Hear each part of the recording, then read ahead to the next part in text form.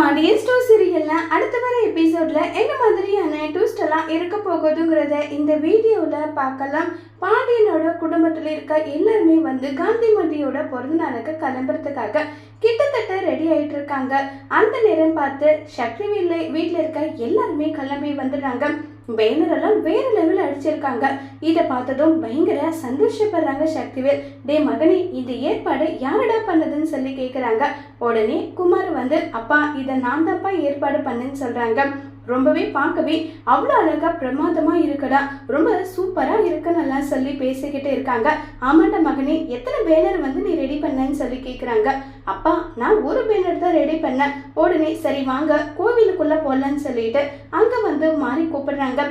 இரண்டே இன்னொரு banner ready பண்ணிருக்காங்க போல, அது என்னன்னு பார்த்துட்டு போயிடலான்னு சொல்லிட்டு இருக்காங்க. அங்க இருக்கிறது பாத்தீங்கன்னா பாண்டியனோட குடும்பத்துல இருக்கவங்களோட எல்லாரோட போட்டோவும் இருக்கு. இதை பார்த்ததும் சக்திவேல் கோவிலுக்குள்ள விட்டோம், அதுக்காக இவங்க பாட்டுக்கு என்ன பேனர்னாலும் அடிப்பாங்களா?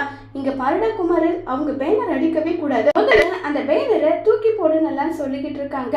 இதை கேட்ட உடனே குமார் அதை எடுக்க போறாங்க. உடனே காந்திமதி இல்ல, என்னுடைய மக எனக்காக ஆசையை வச்சிருக்காங்க, இது ஒன்னாவது என்னுடைய பிறந்த நாள்ல நான் நிம்மதியா இருக்கணும்னு நினைக்கிறேன்.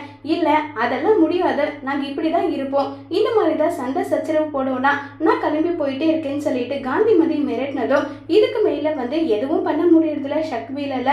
உடனே சக்திவேல் கோவமா முத்துவேல் கிட்ட, அண்ணன் என்னென்ன இது, அவங்க நினைச்சபடிதான் எல்லாம் நடந்துட்டு இருக்குன்றாங்க.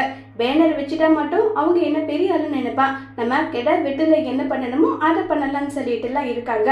இப்ப பூஜைக்கு நேரம் ஆயிடுச்சு, பூஜை பண்ணலாமான்னு சொல்லிட்டு இருக்காங்க. உடனே குமார் அத்தை வீட்டார் வரட்டுன்னு சொல்லிட்டு சொல்றாங்கன்னு சொல்லிட்டு இருக்காங்க. இதை கேட்ட உடனே ரொம்பவே கோவப்படுறாங்க. அத்தையம்மே அத்தைன்னு சொல்லிட்டு நல்லா ரொம்பவே திட்டிக்கிட்டெல்லாம் இருக்காங்க.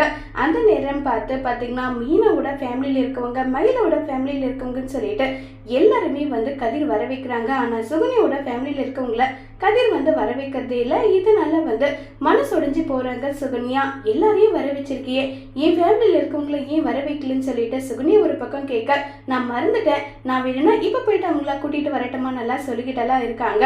அதெல்லாம் வேண்டாம் விடுன்னு சொல்லிட்டு இருக்காங்க. இதை நினைச்சு சுகன்யா ஒரு பக்கம் ரொம்ப வருத்தத்துல இருக்காங்க.